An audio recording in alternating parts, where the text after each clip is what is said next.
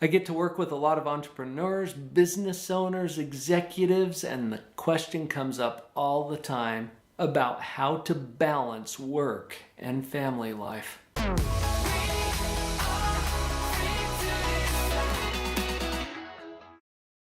I think as long as I have worked with entrepreneurs, business owners, executives, a common issue that comes up all of the time. How do I balance work and family and other priorities? So let's jump right into that. I think it's a misnomer, meaning I think that we have defined this in a way that doesn't even make sense. Balance? What do we mean by balance? Usually balance means things are very equally balanced so that it doesn't get off balance, right? And where that's a useful analogy in some ways, I think when it comes to work and family and other priorities, I don't think we're looking for balance because not everything is as important as everything else. What that means is there are times when we need to give more attention to this, which implies that we're going to be giving less attention to that. And then there will be other times when this is doing okay, and now we need to give more attention to this, which means we're not going to give as much attention to that. Do you see what I'm saying? This time, right now, that I'm spending with you, I am not spending with my family. It doesn't mean that they're not important. It means right now, in this moment, I need to spend more attention here, and my life today is very out of balance in that way. So we're not looking for balance. I think what we're looking for is priority. And there's also a sense of appropriateness and urgency that we get to balance. And some things will become more urgent, so we're going to give it more time. You get what I'm talking about. The problem that I see a lot of people running into is they start sacrificing things of greater worth. I went through a bankruptcy 10 years ago. I know about sacrificing things of greater worth. And you can't do that and sustain. You always want to trade up so that you're increasing the value in your life. What that means is we get to let go of things of lesser worth in order to pay attention to things of greater worth. You with me? Let's get that priority straightened out first, and then it's going to make more sense how we're going to balance work and family, or give it the proper priority and attention. So I think that this falls into a context. And I want to put this context into 5 key relationships. 5 key relationships that happen in this particular order. So we're going to list them from the highest priority to the lowest priority. Disclaimer, this is just my opinion, okay? It's Dr. Paul's opinion, but I've earned this opinion through 23 years of clinical practice and through about a half a century on the planet. That's why I'm coming from where I am. And I've tried to observe during that time what works and what doesn't work. And I think that this is consistent in what I've observed. So relationship number 1, the highest priority, Creator. I'm not here as your spiritual guide. That's not what I want this video to be. But I am acknowledging that as human beings, we need to come to terms with, at some point, our source. Where did we come from?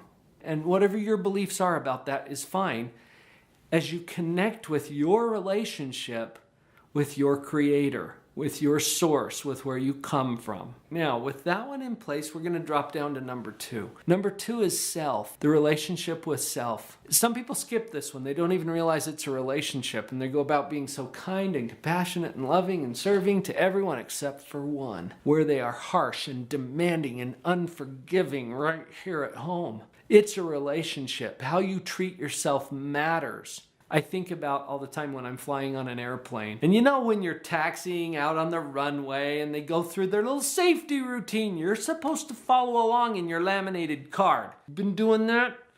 And as they go through the safety routine, they tell you, just in case you've been in a coma for 20 years, how to fasten a seatbelt. At some point, they get to this part about the oxygen masks, you know, the attractive yellow ones that fall from the ceiling, and you're supposed to fasten it on your head with a little rubber band so that you can breathe if you lose cabin pressure. At that point, they always say, if you're traveling with young children or someone who needs assistance, please put your own mask on first and then assist that person that you're traveling with. Why do they say that?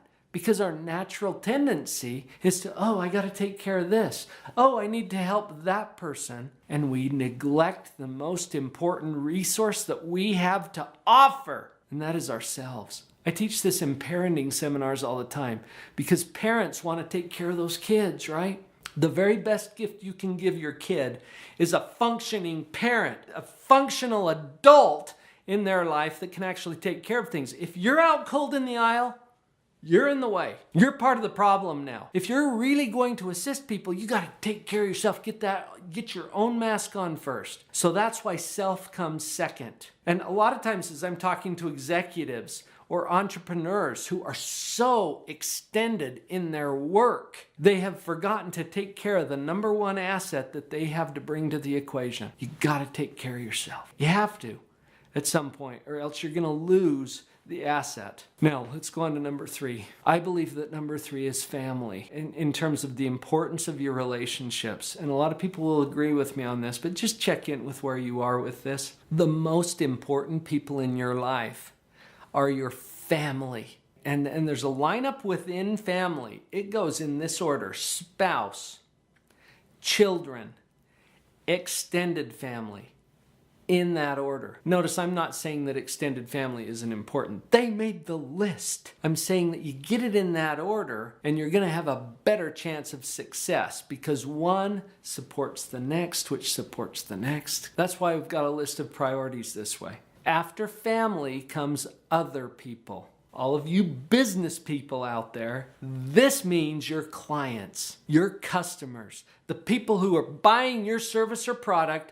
They fall at level 4, all right? I'm not saying they're not important either. They made the list too, but they're not as important as your family. You got to take care of them, yes. If you do that at the neglect of your family, there will be regrets. This is the context. That's why we've got to get clear about the priorities. And they are important, so let's take care of the family, which puts us in position to take care of all those other people out there, including your clients, including your customers, including people in your neighborhood, people at the church, people at the synagogue, people down at the gym, people in the community, starving children in Africa. They all make the list because people are important, but they're not as important to you as your family. Are we clear about that? And nobody's going to take care of your family like you can. Now let's go to the 5th level.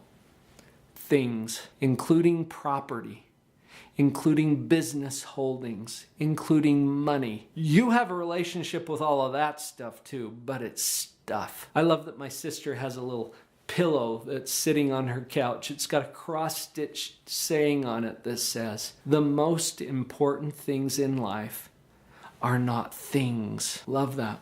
And that is so true in my experience. So we're going to take care of the things. We're going to take care of the business. We're going to take care of the customers and the other people in their proper order. I think the biggest mistake that we can make that gets our lives, so to speak, out of balance is when we sacrifice things of greater value. And we never feel right about where we are when we're sacrificing things of greater value. So I've shared the 5 key relationships with you to try to put a structure or a format around that could make sense. One of the questions you might ask comes from the lyrics of a song that I like, written by Michael McLean, who's a brilliant lyricist and songwriter. And the particular theme of this song is, are you giving the least to those who matter most? Or are you sharing your best with those who really aren't that close? Well, it's time to turn around and find out where your greatest joys are found.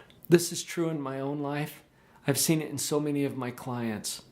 We get those things in order and things start to click. There's an image that I sometimes share that drives this home.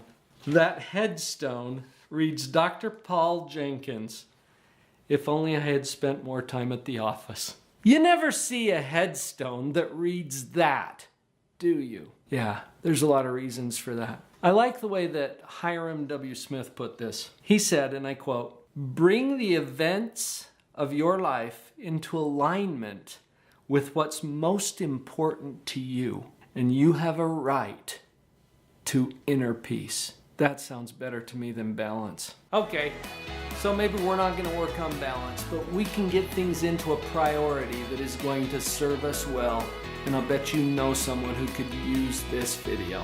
Share it.